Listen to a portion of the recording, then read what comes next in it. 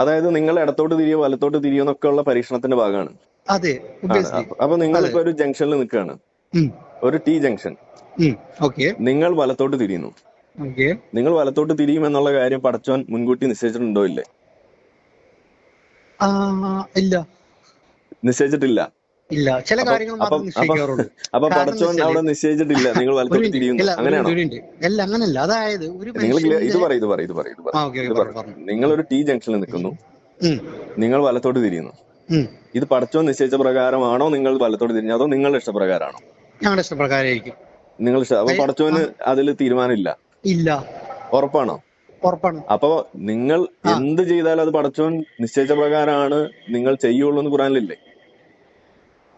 അങ്ങനെ ഖുറാനിലുണ്ടോ? ഉണ്ട്, ഉണ്ടല്ലോ. അപ്പൊ ഈ ക്രിമിനൽസ് ഇവരൊക്കെ പടച്ചോൻ നിശ്ചയിച്ച പോലെയാണോ? തീർച്ചയായും. അങ്ങനെയാണെങ്കിൽ ഇവിടെ ജയിലും കാര്യങ്ങളൊന്നും ഒരു ആവശ്യമൊന്നും ഉണ്ടാവില്ല. അതന്നെയല്ലേ നമ്മൾ